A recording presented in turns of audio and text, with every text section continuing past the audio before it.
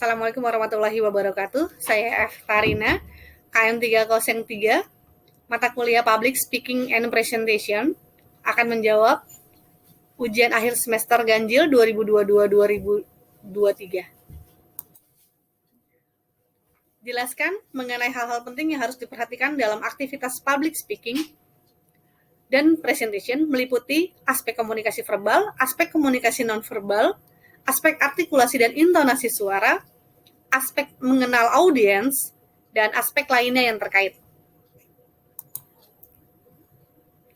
Aspek komunikasi verbal yang penting dalam public speaking dan presentation, diantaranya yang pertama adalah vocabulary, perbendaharaan kata-kata. Komunikasi dalam public speaking tidak akan efektif bila pesan disampaikan dengan kata-kata yang tidak dimengerti, sehingga pemilihan diksi sangat penting ketika melakukan public speaking and presentation. Yang kedua, tempo bicara. Komunikasi dalam public speaking akan lebih efektif dan sukses bila tempo bicara dapat diatur dengan baik, tidak terlalu cepat atau terlalu lambat. Yang ketiga, nada bicara. Nada bicara saat melakukan public speaking harus disesuaikan bersama dengan tempo bicara, sehingga dapat memperjelas penekanan pesan yang disampaikan pada audiens dan dapat meyakinkan audiens.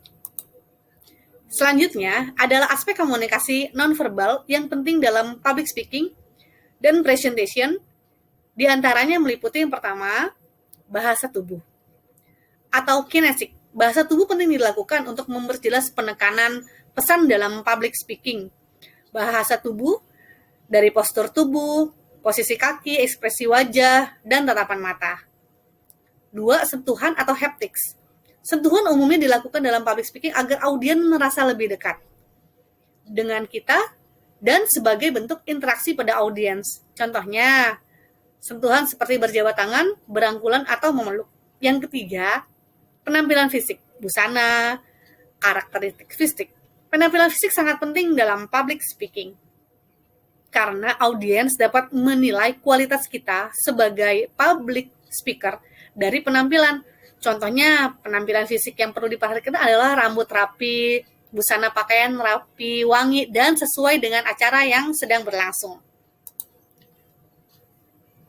Mengenai aspek artikulasi dan intonasi sangat penting dalam public speaking karena akan artikulasi dan intonasi mempengaruhi arti pesan yang ingin disampaikan pada audiens, sehingga pesan akan menjadi lain artinya bila diucapkan dengan intonasi suara yang berbeda. Contoh dari intonasi sendiri adalah nada suara, irama bicara, dan alunan nada bicara. Sedangkan contoh dari artikulasi sendiri seperti pengucapan kata, kecepatan pengucapan, dan pola pengucapan kata. Aspek penting keempat yaitu mengenal audiens. Dalam public speaking sangat penting karena dapat membantu kita untuk menyiapkan materi yang pas sesuai dengan audiens, mengetahui siapa audiens kita, menjalin komunikasi yang baik, mencari latar belakang, akan membantu kita dalam proses public speaking yang dilakukan ketika kita sudah mengenal audiens kita. Yang terakhir, aspek penting lainnya yaitu adalah memperhatikan dalam pembuatan materi, karena itu adalah yang terpenting. Materi yang kita sampaikan di depan para audiens harus jelas dan sesuai dengan kebutuhan para audiens. Penulis materi juga harus dilakukan dengan terstruktur dan jelas. Beberapa hal yang harus diperhatikan dalam pembuatan materi public speaking, diantaranya tidak ada kata yang menyinggung, tidak ada sara, tidak ada pornografi, tidak boleh panjang-panjang, harus jelas, dan diselingi oleh humor. Sekian dan terima kasih.